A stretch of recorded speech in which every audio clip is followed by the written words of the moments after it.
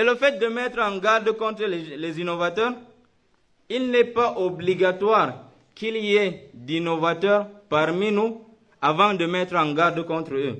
Le prophète sallallahu alayhi wa sallam, à chaque fois qu'il faisait sa khutbah, n'est-ce pas, il disait toujours فَإِنَّ أَصْدَقَ الْحَدِيثِ كِتَابُ اللَّهِ وَخَيْرَ الْهَدِي هَدْيُ مُحَمَّدٍ صلى الله عليه وسلم وَشَرَّ الْأُمُورِ مُحْدَثَاتُهَا وَكُلُّ مُحْدَثَةٍ بِدْعَةٍ وَكُلُّ بِدْعَةٍ ضَلَالَةٍ وَكُلُّ ضَلَالَةٍ فِي النَّارِ. Est-ce que quelqu'un peut me donner le nom d'un seul compagnon parmi les compagnons du messager d'Allah qui était un innovateur? Là, abadan, il n'y avait pas d'innovateur parmi les compagnons, mais le prophète les mettait toujours en garde contre l'innovation. Et le mal qui repose encore dans l'innovation ou bien les innovateurs, surtout les nouveaux innovateurs aujourd'hui, parce que les anciens innovateurs, parmi les Tidjaniyoun et tout ça, eux, ils étaient juste cachés avec leurs innovations. Ils tapaient le cœur, ils faisaient le la ilaha illallah wa hakada. Mais ils n'avaient pas de problème même avec les gens de la sunna.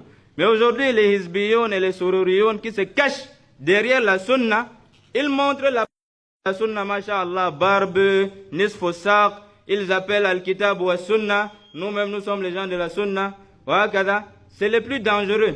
Parce qu'ils forment les gens sur ce qu'on appelle la ta'assub, wal hizbiyya. C'est-à-dire, ils forment les gens au fanatisme. C'est-à-dire que quelqu'un devient un fanatique de son cheikh.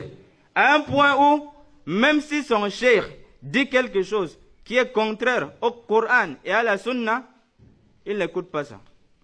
Lui, c'est son cheikh, il est ma'soum. Et ils ne font pas la différence entre ce qu'on appelle at-taqdis ou at-taqdir. Entre le respect et le fait de rendre quelqu'un comme un saint, comme quelqu'un qui ne fait pas des erreurs. Et ils oublient que le prophète sallallahu alayhi wa sallam nous a dit Kullu ibni Adam khata wa khayrul khata'in at-tawwabun.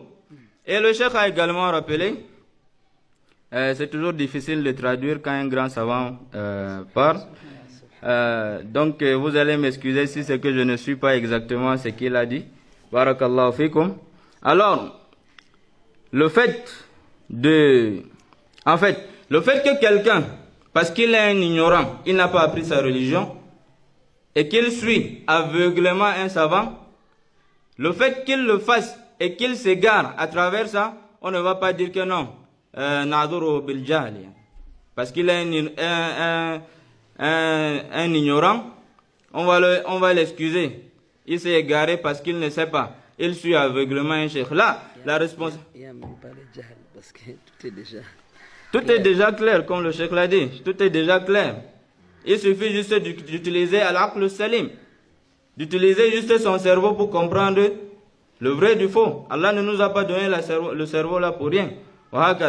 Donc, qu'on fasse très attention au fait de suivre les savants égarés aveuglément. Cette religion, c'est notre responsabilité. Et il faut absolument que chacun sache inna hadha al-ilma din. Fanduru amman ta'khuduna dinakum kama qala as-salaf. Donc cette religion ou bien cette science, c'est notre religion. Nous devons voir chez qui prendre, n'est-ce pas, cette religion là, cette science. Voilà. Donc également parmi, n'est-ce pas, les bid'a qui sont, n'est-ce pas, répandus, il y a, n'est-ce pas, les bid'a qui amènent même jusqu'au niveau du kufr. Waliyadu billah. C'est-à-dire il y a ce qu'on appelle bid'atun mukaffira. Il y a bid'atun mufassiqa wa bid'atun mukaffira.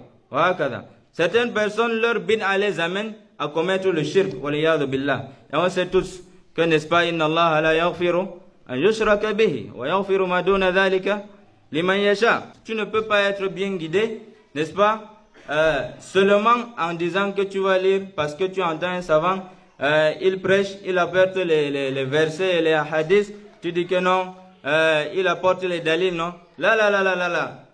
Ici, yatabayyanu al-haqq wal-batil.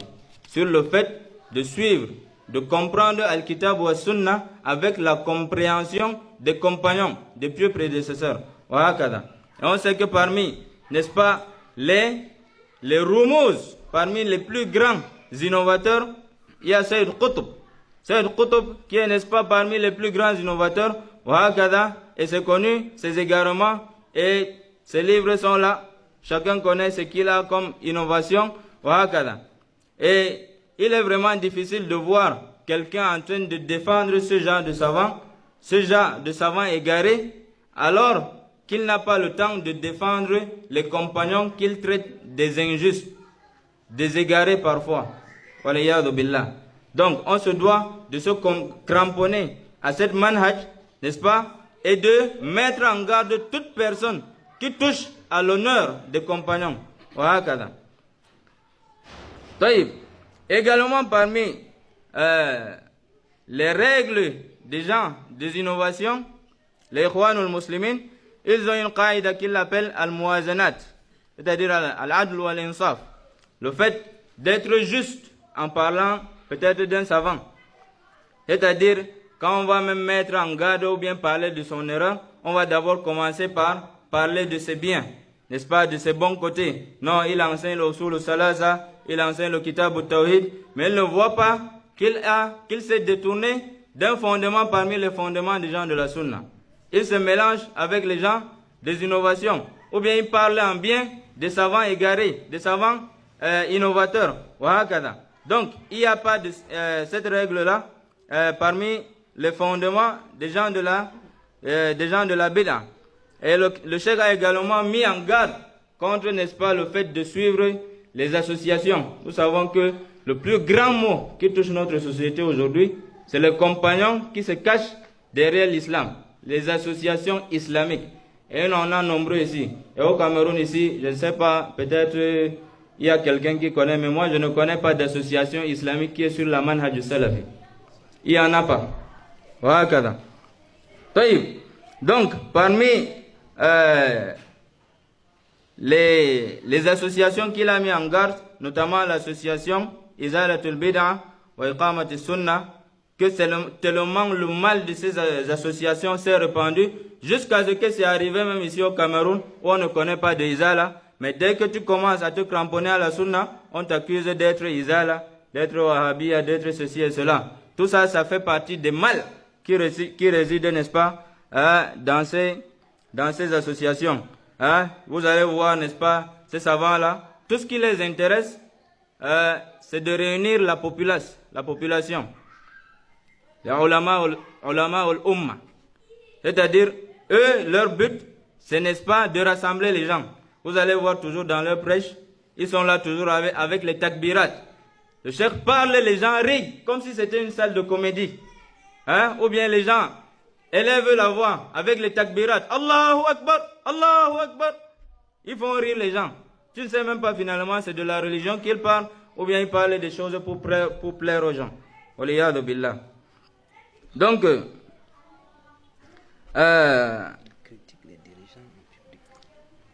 également, parmi, n'est-ce pas, leurs caractéristiques, ces gens des innovations, parmi les Ikhwanul Muslimin, c'est qu'ils insultent les dirigeants. Et nous savons que parmi les fondements des gens de la Sunna, il y a toujours ce bab. Dans tous les livres de Tawhid des gens de la Sunna, vous allez voir wujubu ta'ati ulati al-umur.